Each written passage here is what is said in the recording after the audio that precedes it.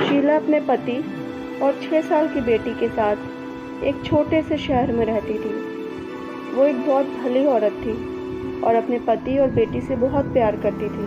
अभी कुछ दिन पहले ही उसका ऑपरेशन हुआ था।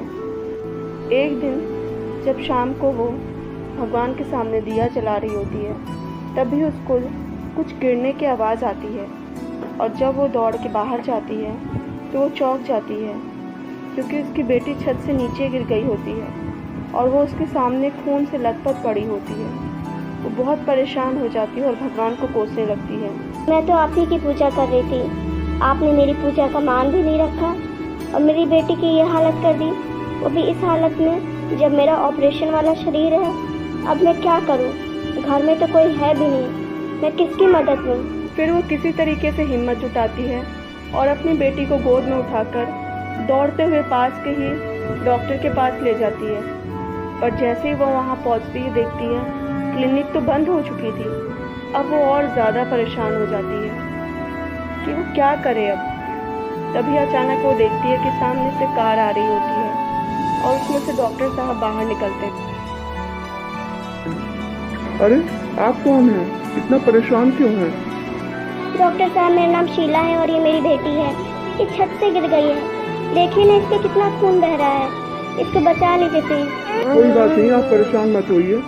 चलिए पहले अंदर इसको ले चलते हैं, फिर मैं देखता हूँ। डॉक्टर साहब शीला और उसकी बेटी को अंदर ले जाते हैं और थोड़ी देर बाद जब बाहर आते हैं तो वो शीला को बताते हैं कि अब उनकी बेटी खतरे से बाहर है। तब जाकर शीला की जान में जान आती है और वो डॉक्टर साहब से बोलती है, डॉक्टर साहब आपका बहुत बहुत शुक्रिया, आप मेरे लिए भगवान से भी बढ़कर हैं। कैसी बातें कर रही हैं आप? भगवान से भी बढ़कर कोई होता है? आप हैं डॉक्टर साहब, मुझे तो मेरे भगवान ने ऐसी मुसीबत में लाकर खड़ा कर दिया था। मेरी बेटी के साथ इतना बुरा हुआ, वो भी उस वक्त जब मेरा शरीर इतना कमज़ोर है। अभी अभी मेरा ऑपरेशन हुआ है और देखिए क्या हो गया। आप समझी नहीं, भगवान ने तो आपकी मदद ही की है इस मुसीबत के वक्त में। आपने ही कहा ना कि आपको ऑपरेशन हुआ है। अब आप इतने कमज़ोर शरीर से जब पानी की बाल्टी नहीं उठा सकते लोग, तो उस समय में आप अपनी बेटी को गोद में लेकर दौड़ते हुए यहाँ तक आई। कहाँ से आई आपने इतनी ताकत और हिम्मत? भगवान ही ने दी होगी ना। भगवान ऐसे ही हमारी मदद करता है। और मैं तो 4 बजे ही क्लिनिक बंद कर देता हूँ, पर आज पता नहीं कैसे अपना मोबाइल और पर्स अंदर ही भूल आया था, जिसको लेने के लिए मुझे वापस घर से लौट के आना पड़ा। अब आप बताइए, अगर मैं अपना मोबाइल और पर्स यहाँ नहीं भूलता और मैं यहाँ नहीं आता तो फिर क्या होता? और आप कह रही भगवान ने आपको मुसीबत में डाल दिया, उन्होंने आपकी मदद नहीं की।